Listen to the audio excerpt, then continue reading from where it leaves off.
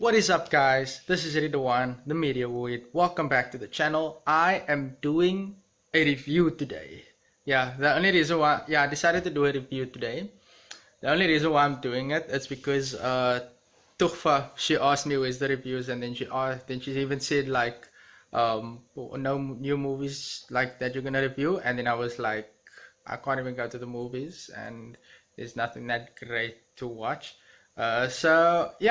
I'm doing a review, but this is gonna be a different type of review. It's gonna be a manga review. So the manga that I'm going to review, I think you probably might, there's a 50-50 chance that everyone that's seeing this video might have read it.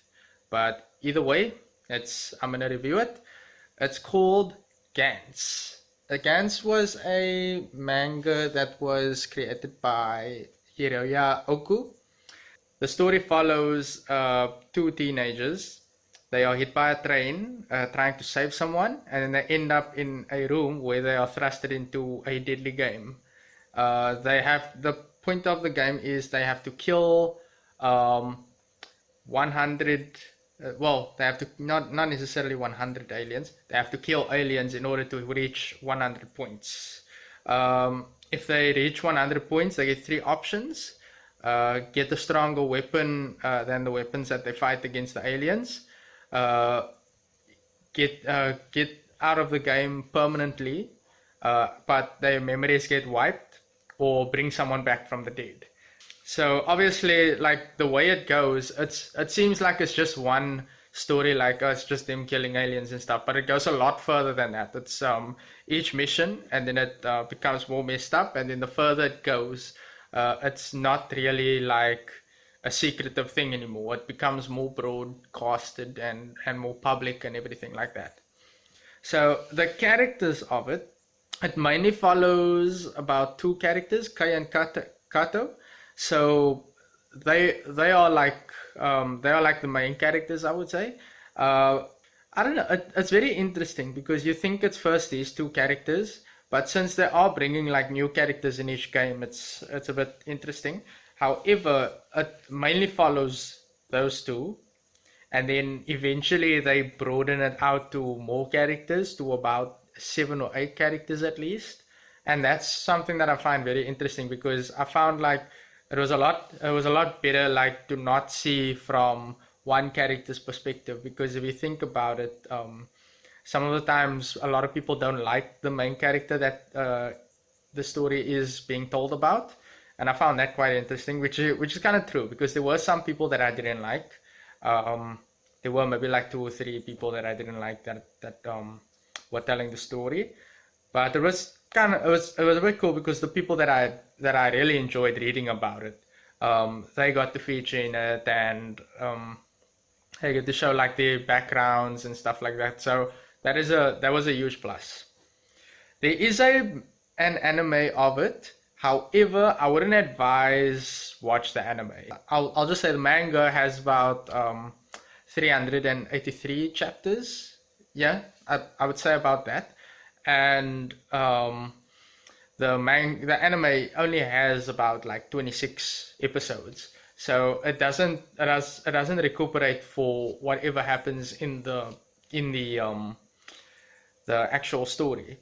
And I know that like I did a a while back actually. Masood and I, we did a podcast, and then we even spoke about the anime. And the anime, it does not compare to the manga. The anime is horrible, and it doesn't go up until like, it doesn't even remotely end like the manga itself. What they did was out of like 20 odd story arcs, over 20 at least, they've only adapted 3 of these story arcs, and the last 5 or 6 episodes of the actual anime, they actually made up an original story, which was kind of okay, but I didn't like what they did with it. And I think a lot of people that have read the manga and watched the anime, they were very upset with it.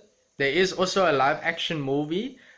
Live action movie was a bit weird. Like I've only seen the first movie, The second one I've read up about, but I got very confused. So then I just decided not to watch it. But if a person had to watch that and not read the manga or watch the anime, they would probably enjoy it. Whereas if you watch the anime without reading the manga, you probably also would enjoy it.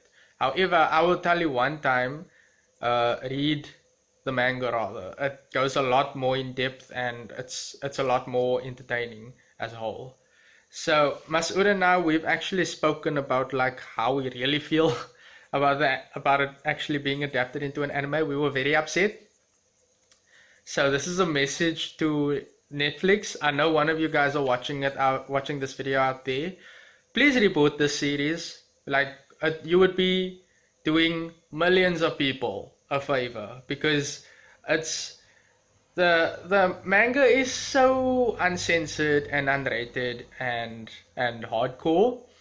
The anime that they made back there, the uncensored version, made an unrated version, did no justice whatsoever to the actual manga. So yeah, I mean, like Netflix, please like buy the rights and reboot it, because I feel like you're the only ones that will do it. I mean, you basically went all out with Love, Death and Robots. I feel like you can go all out with this. It's more acceptable now. I mean, I remember Devilman Crybaby. They showed a lot that happened in there. This year, like, please just do it. Like, you'll be doing a lot of people a favor. So yeah, yeah. I mean, you guys are probably in lockdown as well. So like, please please help us here. My conclusion, it's manga definitely. Manga's better. Definitely read the manga. I mean, I know that most of South Africans are in lockdown. Everywhere's in lockdown, basically. So most of the places, I mean, the US isn't in lockdown. So yeah, you got time. If you don't have anything to read, please read that. Also, anyone that is under 16, I wouldn't advise it. Like, yeah, your parents are gonna ground you and you're still in the house. Like, oh, that's gonna be harsh. It's gonna be bad. So yeah, thank you guys for watching. I hope you guys enjoyed this video and this review, and I'll see you guys in the next one.